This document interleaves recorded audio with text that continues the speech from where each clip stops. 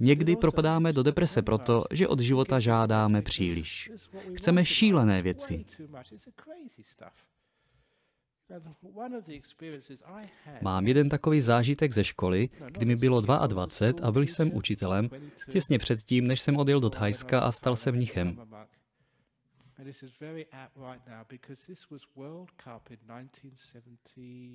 Hrálo se mistrovství světa ve fotbale někdy kolem roku 1972 nebo 74, už přesně nevím.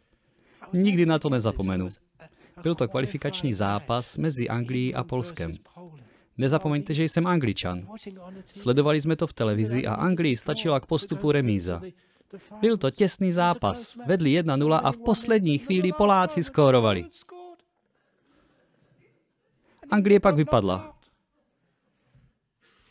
Byl to výborný zápas, vzrušující, moc se mi líbil. Druhý den jsem přišel do školy a všech 900 dětí ve škole i učitele všichni hleděli do země. Znáte děti, teenagery, bývají někdy ve třídě drzí, ale ten den nebyly s chováním vůbec žádné problémy. Žáci neměli náladu být drzí, protože byli ve velké depresi.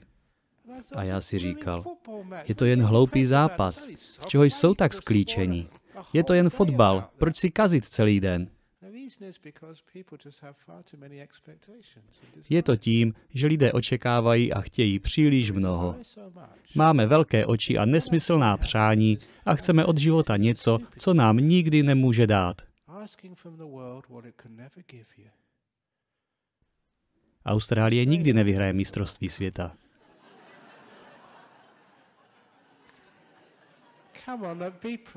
No tak, buďme realisté.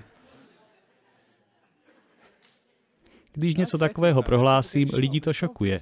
Ale to je jasné, ne? Je to pravda. Tak to vypadá, když žádáme od světa něco, co nám nikdy nedá.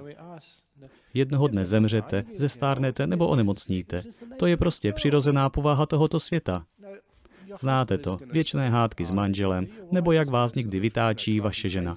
Tak to v manželství bývá. Proto nežádejte od vztahu něco, co vám nikdy nemůže dát. Protože víte, co se jinak stane? Propadnete frustraci. Když vás něco v životě zklame, víte, koho začnete obviňovat? Vlastně to nebudete vyčítat svému partnerovi nebo šéfovi v práci. Budete to vyčítat sobě. Lidé si myslí, že selhali, když se jim například rozpadne manželství, když je vyhodí z práce nebo když jejich tým prohraje. Dokonce i když na hřišti vůbec nejsou a jsou jen fanoušci.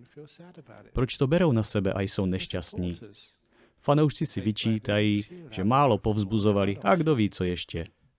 Je neuvěřitelné dívat se na to, jak se obvinujeme ze selhání. Propadáme do deprese. Takže, jakmile si uvědomíte, co vaše tužby způsobují, tak prosím, nechtějte něco, co vám svět nikdy nedá. Držte své touhy v mezích toho, co je reálné, co je možné, čeho lze dosáhnout. Nemířte příliš vysoko. Pokud míříme příliš vysoko, jsme pak frustrovaní. Jelikož žijeme ve společnosti, kde pořád slyšíme: dokážeš to, jen nejsi dost chytrý, jen se málo snažíš. Běž na seminář Tonyho Robbinse. Jo, i ty můžeš zbohatnout.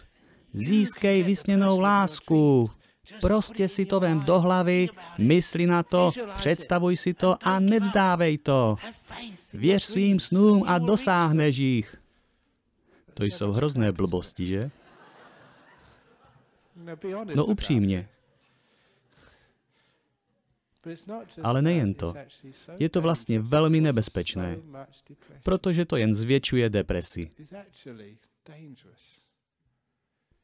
Co se totiž stane? Lidé se začnou snažit ještě více, propadnou frustraci, snažíš se ještě víc a začnou mít vztek. Všude kolem je spousta naštvaných lidí. Proč jsou tak zlí?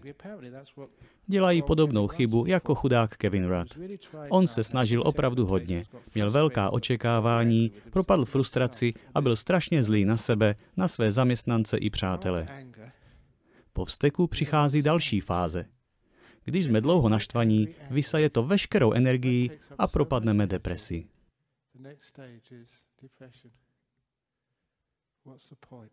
Má to smysl? Ztratíte veškerou energii, veškerou naději.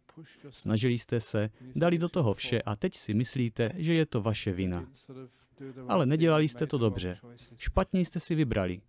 A to je další důvod k depresi. Vše kvůli tomu, že jste mířili příliš vysoko, usilovali přes příliš a mysleli si, že můžete dosáhnout nemožného.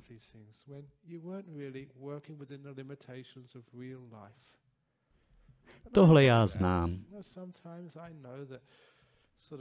Někdy se mi moje páteční přednáška povede, jindy zase ne. Nemůžou být všechny výborné. Někdy řeknu vtip a lidem to dojde, ale jindy ne, jako ve vašem případě. Ale to je život, ne? Nemůžete mít všechno. Takže je dobré se pohybovat v rozumných mezích a vědět, co je dosažitelné, co vám život může dát a co ne.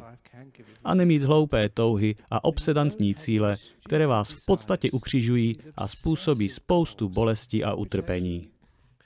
Dovedou vás k zlosti a budete se snažit tak dlouho, až to nakonec vzdáte a skončíte v depresi. Buddhismus nás učí uvědomit si, co v životě skutečně chceme.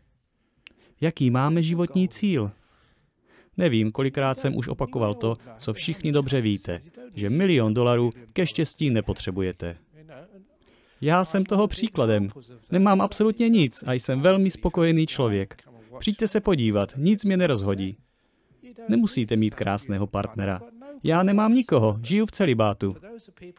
A pokud někdo tvrdí, že celibát je největší sexuální deviace, někdo to skutečně prohlásil. Kdo to byl? Nedávno mi to kdosi říkal. Freud. Freud prohlásil, že existuje jediná sexuální úchylka a tou je celibát. Tak to jsem já. Ale založím novou společnost za práva celibátu. A budu pochodovat v průvodu gejů a lesbiček. Protože oni už teď svá práva mají, zatímco my v celibátu stále ještě trpíme diskriminací. Za práva celibátu. Lidé někdy tvrdí, že celibát je nepřirozený.